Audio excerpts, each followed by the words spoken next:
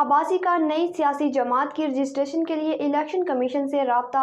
साबिक वज़ीर आज़म ने सियासी जमात की रजिस्ट्रेशन के लिए क्वाइफ इलेक्शन कमीशन में जमा करा दिए। मज़ीद तफसीलात सरदार ताहिर महमूद की इस रिपोर्ट में। साबिक वज़ीर आज़म शाहिद खाकान आबासी ने नई सियासी जमात की रजिस्ट्रेशन के लिए इलेक्शन कमीशन से राब्ता कर लिया।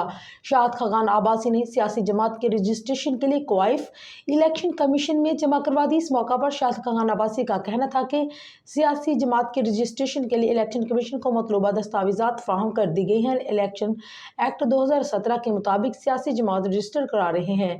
उनका कहना था कि आइंदा इंतखाबात में नई सियासी जमात के तहत इलेक्शन में भरपूर हिस्सा लेंगे। 1 फरवरी 2023 को शाहिद खाकान आबासी ने पाकिस्तान मुस्लिम लीग नून के सीनियर नायब सदर के ओहदे से मुस्ताफ़ी होने की तस्दीक की थी। ख्याल रहे कि चंद रोज़ कबल साबिक वज़ीर आज़म शाहिद खाकान आबासी ने नई सियासी जमात बनाने का ऐलान करते हुए कहा कि हमें एक दूसरे को करप्ट कहना छोड़ना होगा। मीडिया से बातचीत करते हुए उन्होंने कहा है कि 8 फरवरी को इलेक्शन इतना मुतनाज़ इलेक्शन बन गया जो मुल्क को नुकसान पहुँचाएगा, क्योंकि जब लोगों का सिस्टम से एतमाद उठ जाए तो नुकसान ही होता है। शाहिद खाकान आबासी का कहना था कि इलेक्शन का ये हाल है कि जीतने वाले भी हार गए, आज हार गए हैं। हाल सिर्फ यही है कि तमाम स्टेक होल्डर्स मिलकर बैठे तो मुल्क आगे बढ़ेगा, वरना नुकसान होगा।